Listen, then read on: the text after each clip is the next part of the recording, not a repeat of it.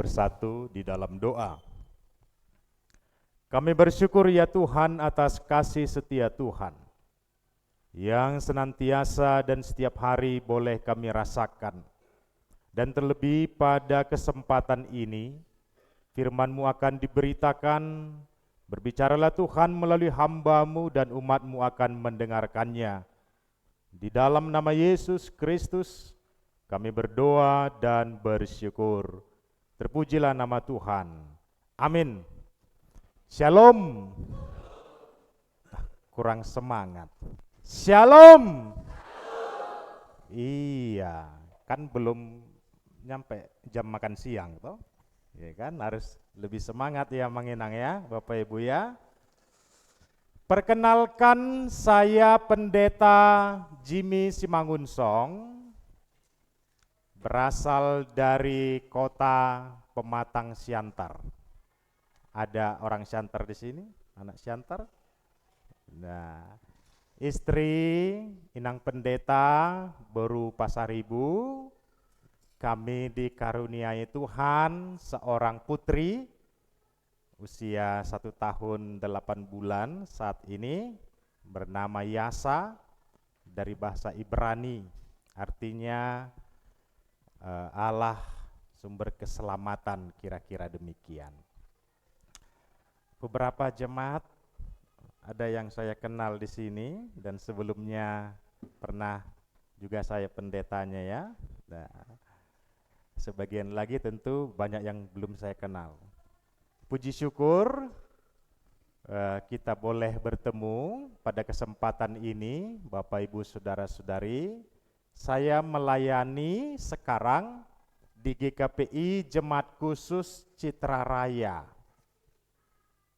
Nah, tahu di mana itu semua? Di daerah Tangerang. Di situ ada perumahan Citra Raya yang begitu luas. Nanti dilihat di YouTube ya. Nah, di situ gereja kita, GKPI Jemaat Khusus Citra Raya, Kecamatan Panongan. Berbeda dengan Citra Maja. Citra Maja itu Citra Maja itu agak jauh ke sana ya. Kita namanya Jemaat Khusus Citra Raya. Iya, mirip Indonesia Raya begitu ya. Baik, pada kesempatan ini kita disapa oleh firman Tuhan yang diambil dari Markus pasal 9 ayat 2 sampai dengan ayat 9. Kita baca secara bergantian Bapak Ibu, Saudara-saudari. Saya mulai ayat 2.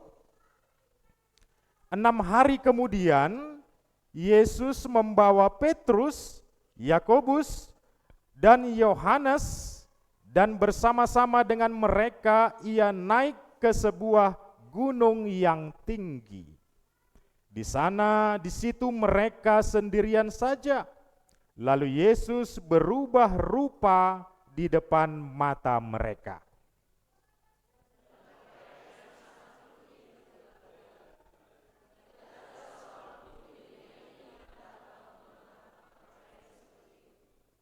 Maka nampaklah kepada mereka Elia bersama dengan Musa. Keduanya sedang berbicara dengan Yesus.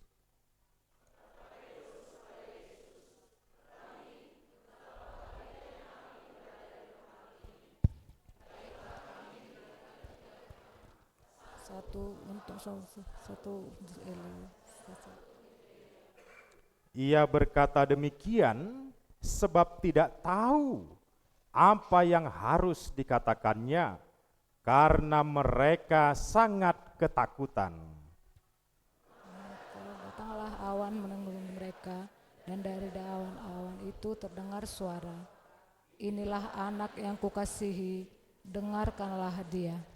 Dan sekonyong-konyong waktu mereka memandang sekeliling mereka, mereka tidak melihat seorang pun lagi bersama mereka, kecuali Yesus seorang diri.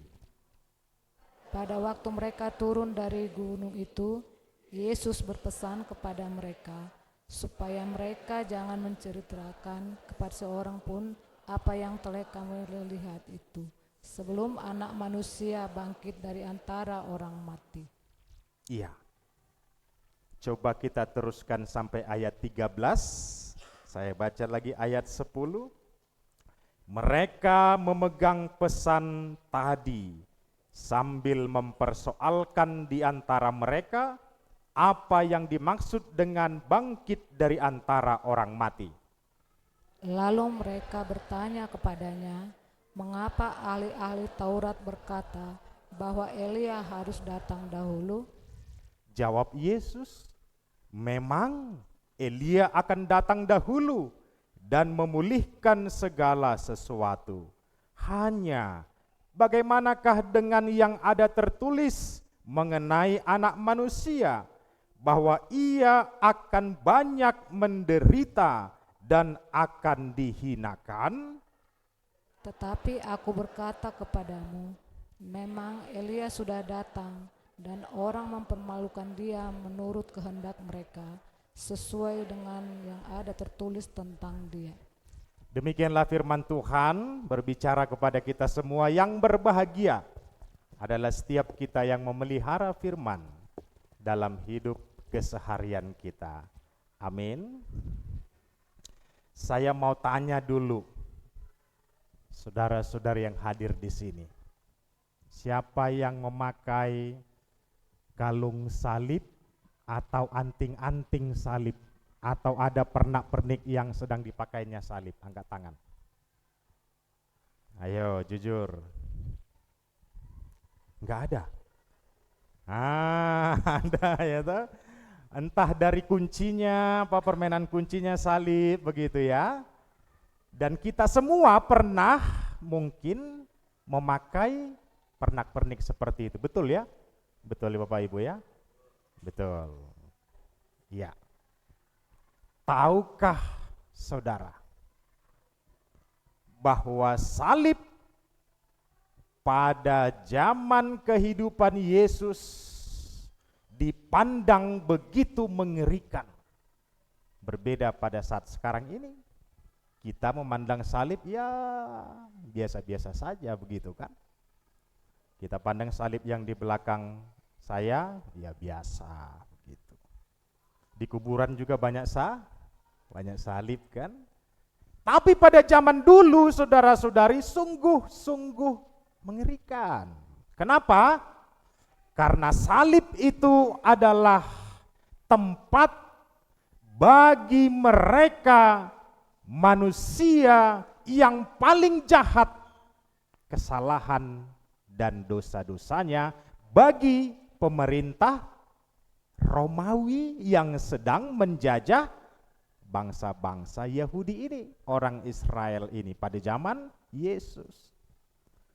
Sehingga barang siapa yang paling jahat perilakunya, terlebih para pemberontak pemerintah Romawi yang sedang menjajah bangsa Yahudi, nah itu tempatnya, di kayu saliblah dia digantung.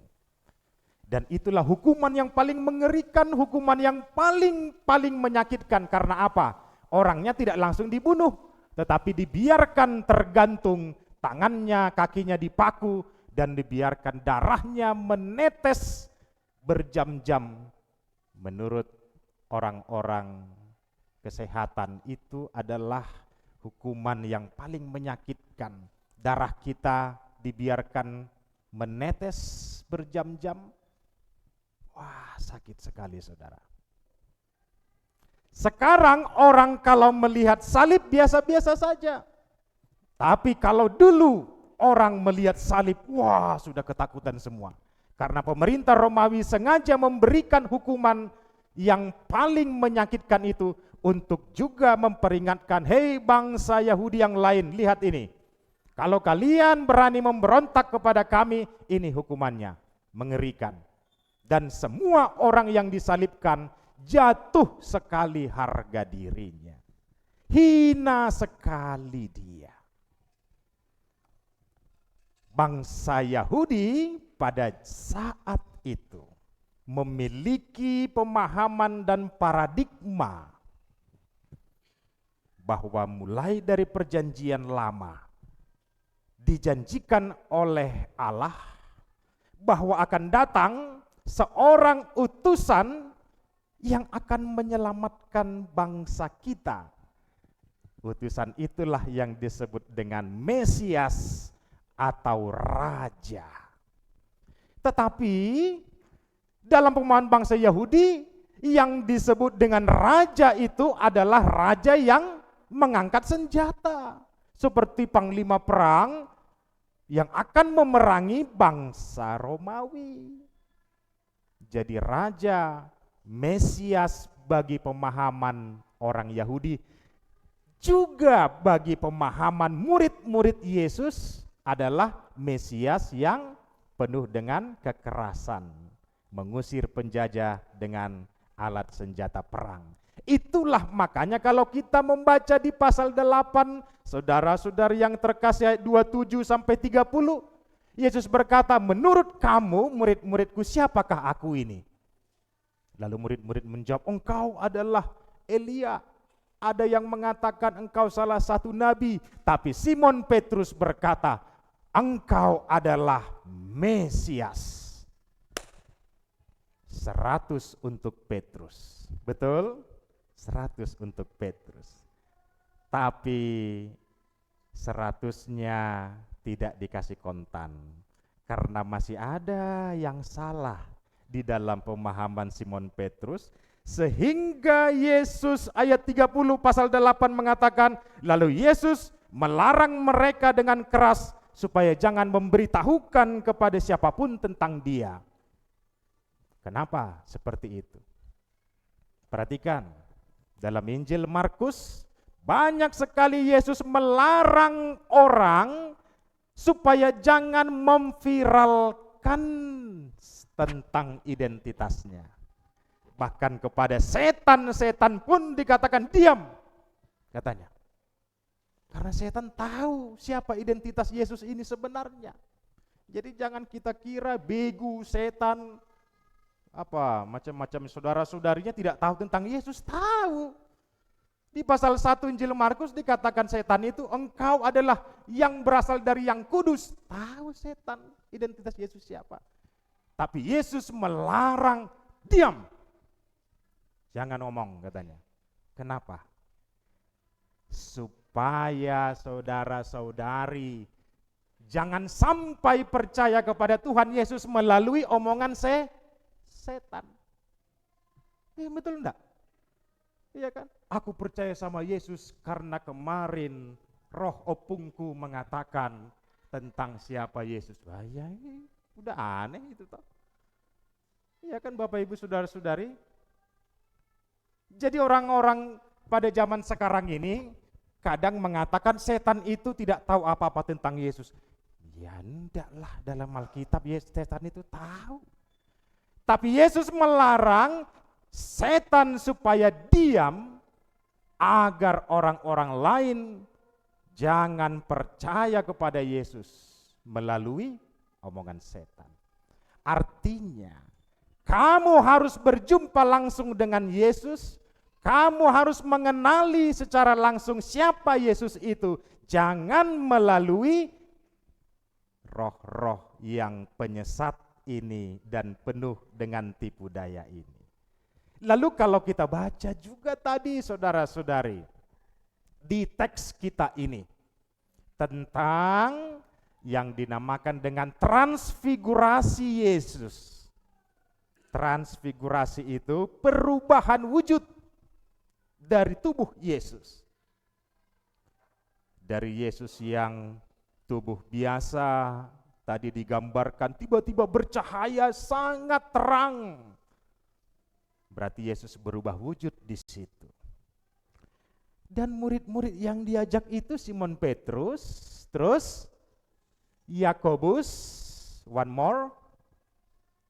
Ibu-ibu siapa? Siapa satu lagi tadi? Ayat 1. Simon Petrus, Yakobus dan Yohanes Inang. Kalau CCA Inang sudah kalah sama bapak ini. Ya kan sama Yohanes, betul? Betul ya? 3 orang itu diajak Tuhan Yesus. Tentu ada yang mau disampaikan Tuhan Yesus di sini.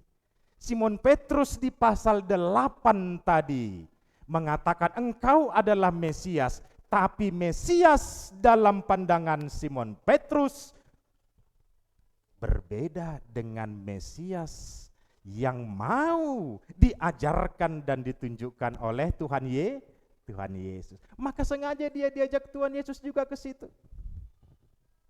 Sebelum pertemuan ini, Tuhan Yesus sudah mengajarkan kepada murid-murid termasuk kepada Simon Petrus juga di pasal 8 yang menjadi inti dari Injil Markus. Mari kita baca pasal 8 ayat 34b.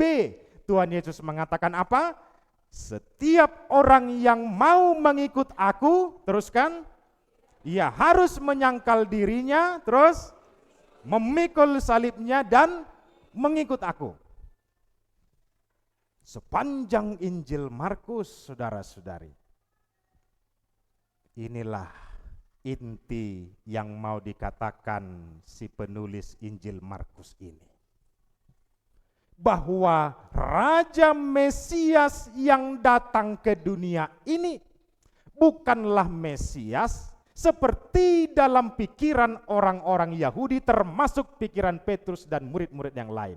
Mesias Raja itu bukan untuk angkat senjata, memimpin peperangan, mengusir penjajah dari orang Israel, bukan. Tetapi apa? Yang mau diajarkan Tuhan Yesus adalah Mesias yang hadir sekarang ini di tengah-tengah orang Yahudi adalah Mesias yang menderita. Mesias apa? Yang menderita.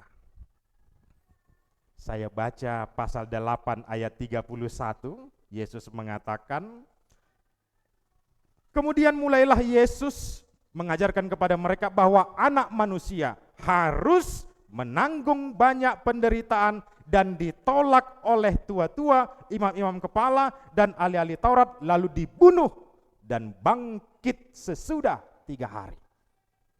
Yesus sudah mengatakan itu sampai 3 kali pemberitahuan kepada murid-murid, tapi murid-murid ini tetap juga lemot, tetap juga enggak mengerti. Bahkan ketika dalam penampakan dalam teks kita ini tadi, transfigurasi Yesus tadi, mereka mempersoalkan tentang apa yang disebut Yesus tadi, bukan? Apa arti dari bangkit dari kematian? Itu yang mereka persoalkan. Dan lihat apa yang dalam teks kita tadi, Yesus melarang mereka juga. Jadi banyak sekali Yesus melarang. Jangan menceritakan kepada seorang pun apa yang mereka lihat. Apa yang kalian lihat, jangan ceritakan, katanya di ayat 9 teks yang kita baca tadi. Kenapa jangan menceritakan? Nah, ini dia yang menarik. Bapak, Ibu, saudara-saudari, kalau kita mau mengenal Tuhan Yesus, jangan cepat-cepat langsung menyimpulkan Tuhan Yesus itu begini, Tuhan Yesus itu begitu. No, jangan cepat-cepat. Kalau kamu mau mengenal dan mengikut siapa Yesus, ikutilah jalan Via Dolorosa, jalan penderitaan. Karena disitulah baru engkau menemukan dan mengenali identitas Tuhan Yesus dan siapa sebenarnya Tuhan Yesus itu. Dalam Injil Markus ini dengan jelas ditunjukkan pasal 15 ayat 39. Ketika Yesus sudah disalibkan, Eloi, Eloi lama sabachthani, mengapa engkau meninggalkan aku ya Allah? Lalu ia menghembuskan nafasnya, katanya. Lalu setelah nyawanya sudah diberikan kepada Bapa, justru yang mengeluarkan pernyataan, sungguh ia ini adalah anak Allah. Pengikut Kristus atau orang lain yang mengucapkan itu? Hah? Siapa mengucapkan itu? Kepala pasukan, kepala prajurit itu yang ternyata menyadari sungguh ia ini adalah anak Allah. Sebenarnya ini ironi, sindiran. Bertahun-tahun murid Yesus mengikuti dia, tapi tidak pernah mengenal dia. Tapi justru orang lain yang bukan murid Yesus, justru mereka yang mengenali Yesus itu anak Allah. Maka ketika saudara mau mengikut Yesus, mengikuti jalan penderitaannya, saudara akan mengenal siapa Yesus yang sebenarnya justru dalam penderitaan itu. Semangat amangilang memikul salib. Semangat. Saya tanya dulu Bapak, semangat Bapak-bapak memikul salib? Semangat ibu-ibu memikul salib? Saya dengar tadi lansia ini semangat kali nyanyi. Luar biasa, tepuk tangan dulu ya kan? Iyalah. Biasanya Inang, kalau sudah usia tua, orang kan sudah malas. Sebentar lagi tinggal menunggu tiket lainnya dari Tuhan kapan dipanggil. Ya sudahlah, malas-malasan sajalah, kan begitu kan? Tapi banyak para lansia di gereja justru semakin usia bertambah semakin bersemangat. Beribadah memuji Tuhan. Ini memacu kita semua yang muda-muda ini Bapak Ibu. Dulu pernah seorang Kristen berkata kepada Tuhan Yesus, Tuhan, aku mau mengikut Engkau. Betulnya anakku, kata Tuhan.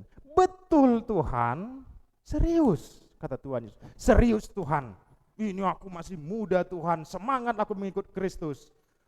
Pasti Tuhan, apapun yang kau minta Tuhan, ku lakukan. Seriuslah nak, serius Tuhan, aku mengasihi kau Tuhan.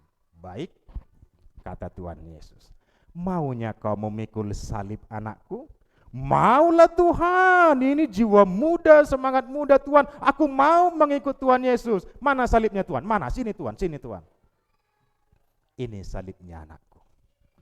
Saudara lihat salib di belakang saya.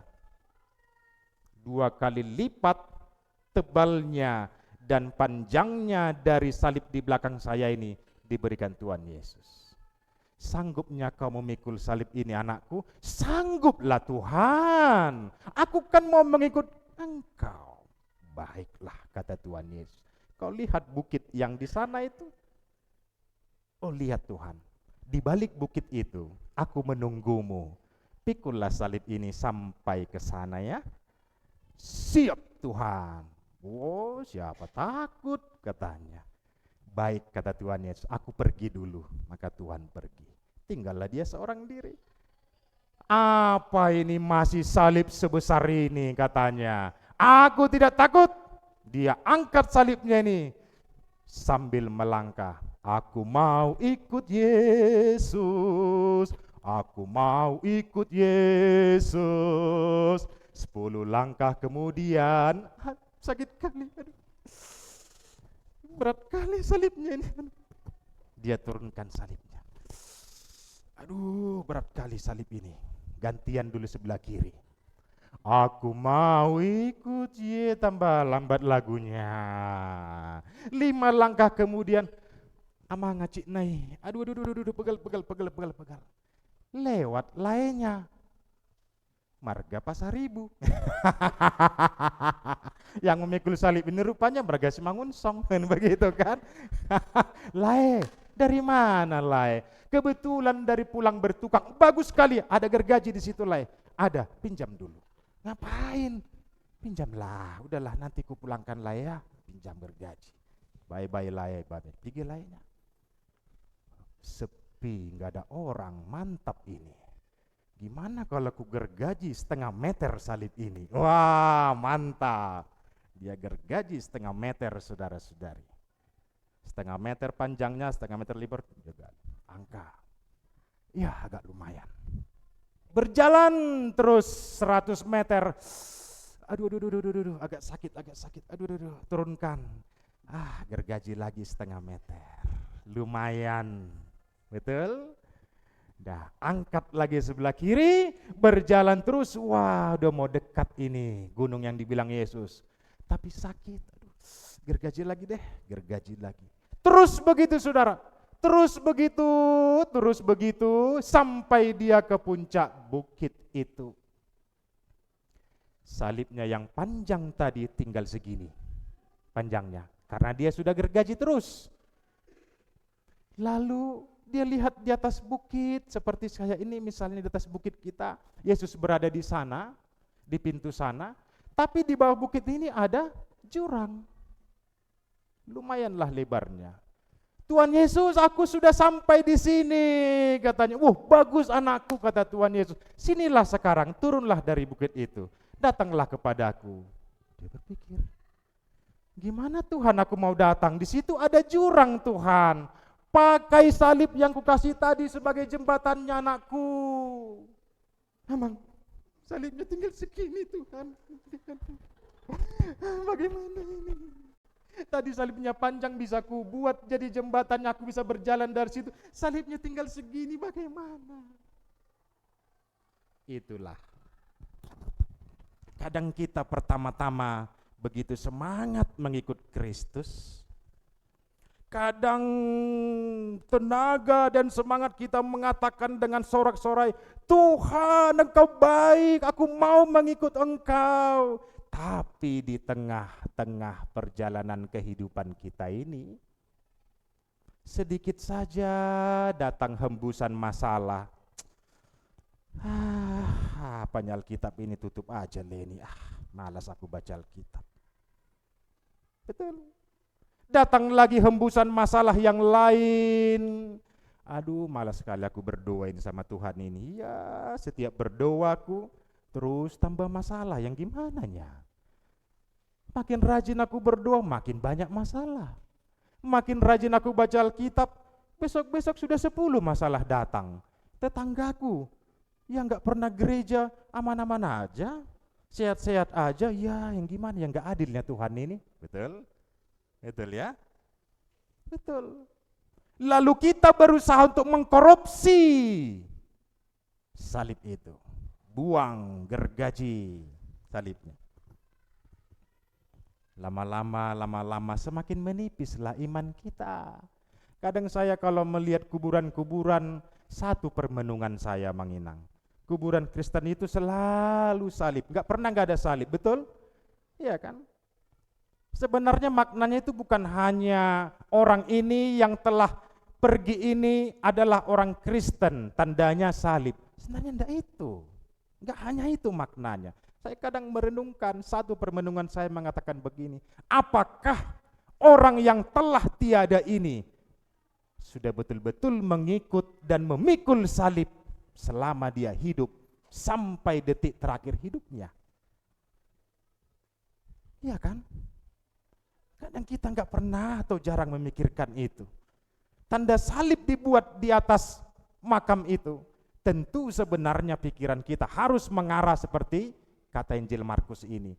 Apakah engkau sudah memikul salib, menjalani jalan penderitaan demi cintamu kepadaku, kata Tuhan Yesus? Apakah engkau rela seperti aku? Aku mencintaimu anakku. Aku rela untuk menyelamatkanmu sampai diinjak-injak orang aku, sampai diludahi aku, sampai difitnah aku, sampai dengan telanjang memalukan aku, tergantung di kayu salib, hukuman yang paling hina, hanya untuk memeluk engkau, menyelamatkan engkau. Sekarang apakah engkau mau mencintaiku dan berjalan setia menyangkal keinginan dagingmu? Tantangan kita keinginan daging yang pertama. Maka Yesus mengatakan tadi, barang siapa menyangkal dirinya, menyangkal diri artinya berkata tidak pada keinginan daging. Keinginan daging kita selalu mengarah kepada hal-hal yang kurang baik, hal-hal yang jahat, sangkal itu kata Tuhan Yesus. Kalau engkau berani mengatakan tidak kepada keinginan dagingmu, maka engkau akan belajar tidak egois. Tidak hanya pikiranmu kepada dirimu, tetapi engkau akan diarahkan kepada Tuhan yang tergantung di kayu salib. Tuhan yang membelamu. Maka di transfigurasi Yesus tadi ditunjukkanlah kepada murid-murid ini, saudara-saudari, nanti aku akan bangkit dari kematian. Maka tubuh yang bercahaya begitu terang tadi itu ingin menunjukkan simbol kebangkitan itu. Maka disebutkan oleh Tuhan, kalau engkau sudah memahami dengan benar arti raja yang menderita tadi, raja yang menyelamatkanmu harus dengan jalan penderitaan, engkau sudah paham itu, dan engkau mengikuti dia dengan menderita demi cintamu kepada Yesus, ingat itu tidak akan sia-sia, kata Tuhan Yesus. Karena habis kematian ada kebangkitan, ada kemenangan, dan Tuhan menghargai jeripaya setiap anak-anak yang setia menderita demi dia. Kebangkitan itulah ditunjukkan Yesus sengaja supaya menggambarkan kepada murid-murid, kalau aku mengikut Kristus ada kemenangan yang diberikan oleh Kristus kepada aku. Enggak sia-sia rupanya pengorbananku ini. Kalau saudara-saudari pernah menonton film yang berjudul Silence, nanti ditanya, dicari ya. Film itu menceritakan tentang bagaimana misionaris Kristen pertama sekali datang ke daerah Jepang, di mana Jepang masih menganut budaya lokalnya, dan banyak sekali menyiksa orang-orang yang sudah percaya kepada Yesus Kristus. Dan cara menyiksanya itu adalah cara penyiksaan yang hebat. Bagaimana cara menyiksa mereka? Ditangkaplah semua orang-orang, rakyat-rakyat yang bersembunyi selama ini diam-diam beribadah kepada Tuhan, akhirnya kedapatan, tangkap semua. Sudah ditangkap. Termasuk beberapa misionaris ini kena tangkap bersama dengan jemaatnya di depan penguasa di desa itu. Apa mereka disuruh? Disediakanlah semacam ukiran di triplek. Ukiran itu bergambar wajah Yesus, saudara. Lalu gambar Yesus itu, ukiran itu diletakkan di tanah, dan setiap orang termasuk misionaris ini disuruh untuk menginjak dan meludahi ukiran foto itu. Injak, katanya. Kalau tidak mau menginjak, lihat itu saudaramu, digantung di dalam sumur. Wah, mengerikan sekali. Ada yang disilet, dipotong, pokoknya mengerikan sekali. Di depan mata mereka.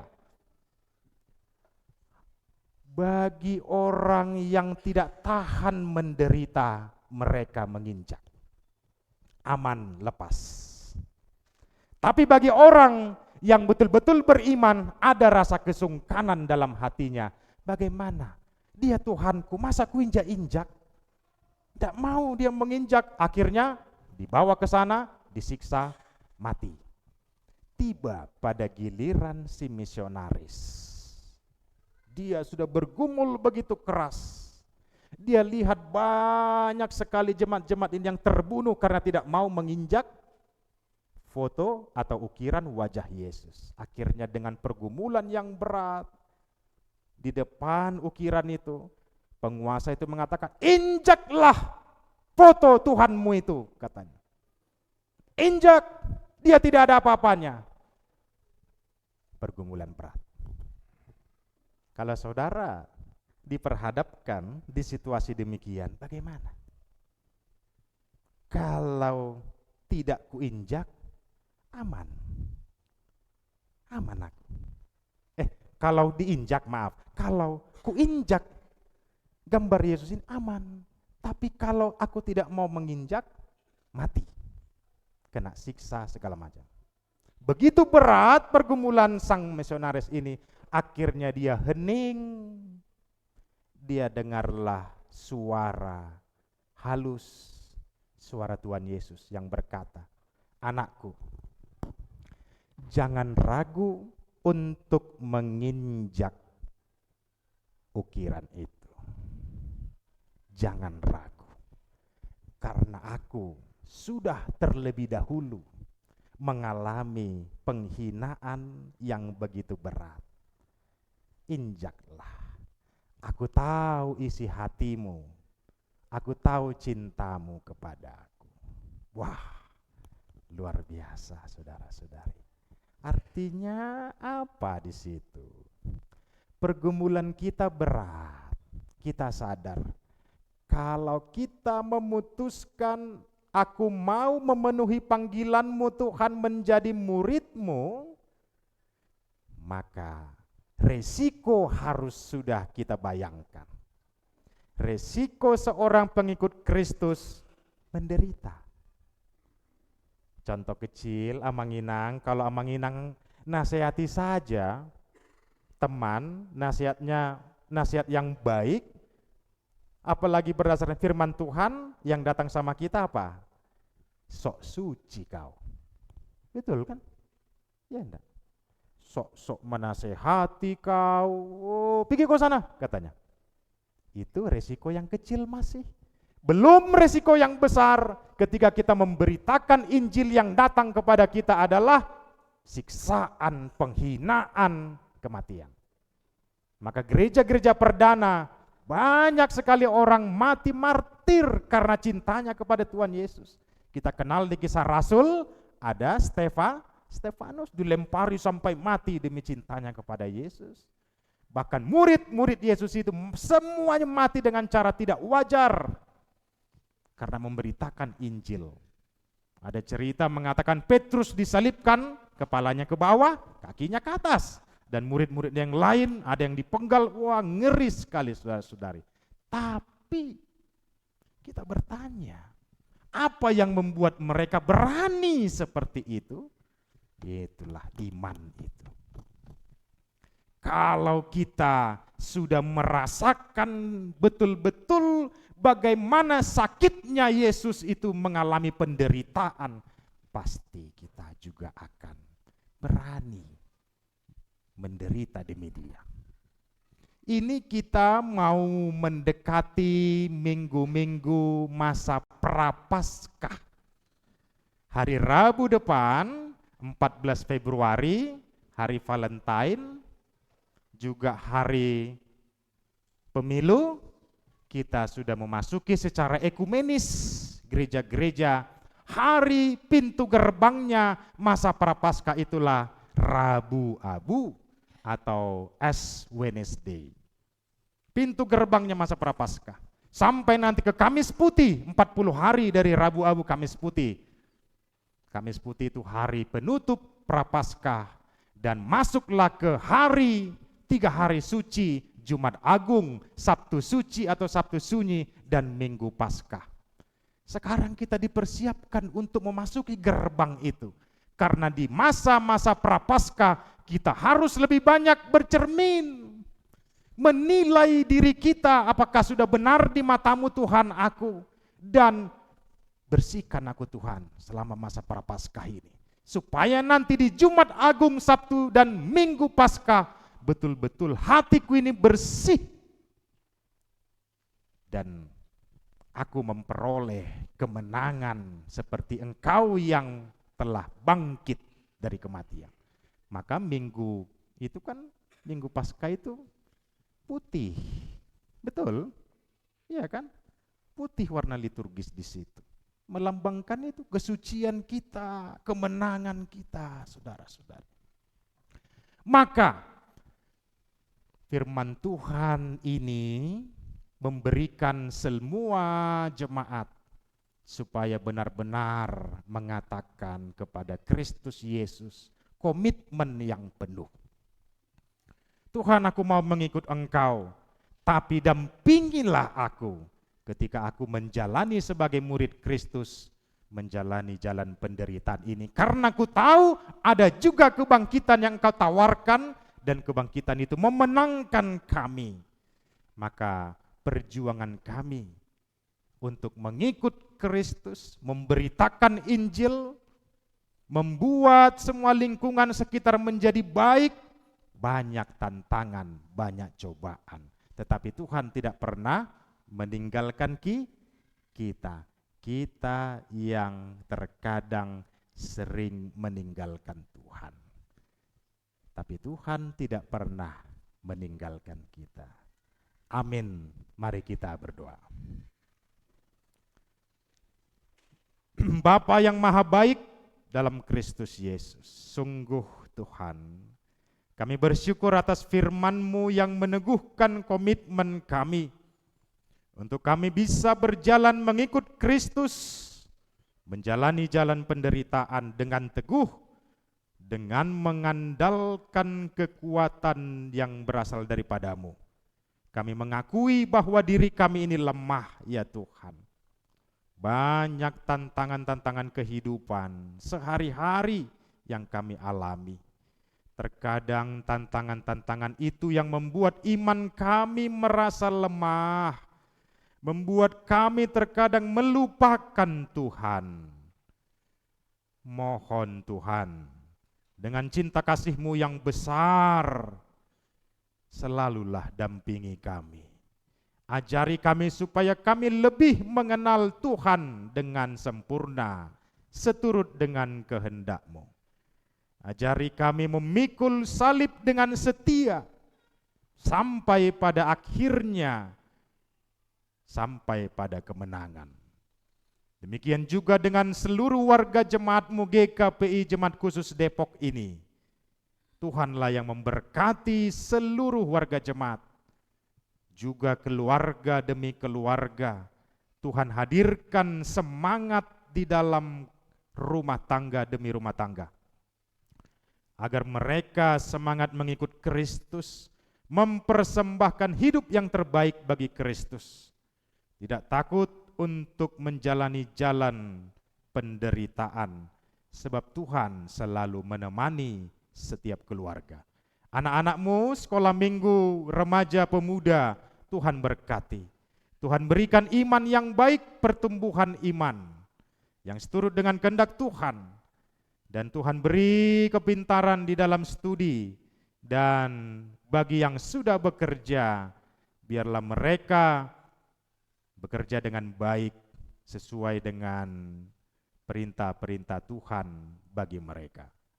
Tuhan berkati seluruh pelayan-Mu di gereja-Mu ini. Bapak Pendeta Edi Saputra Simamora beserta keluarga, Tuhan berkati dalam pelayanannya. Para penatua, calon penatua, Tuhan beri semangat, Tuhan beri kasih-Mu hikmat, agar di dalam hidup pelayanan mereka sukacita yang berasal daripada-Mu Tuhan menghidupi seluruh pelayanan mereka. Juga pelayan-pelayan-Mu yang lain yang mengambil bagian dalam pelayanan sekolah minggu, seksi-seksi dan sebagainya. Biarlah kasih Tuhan melingkupi para pelayan-Mu itu juga. Terima kasih Tuhan, hidup kami ini biarlah kami persembahkan hanya untuk Yesus Kristus yang telah berkorban menyelamatkan kami, menderita karena mencintai kami. Di dalam nama Yesus kami berdoa dan bersyukur. Amin. Kita bernyanyi.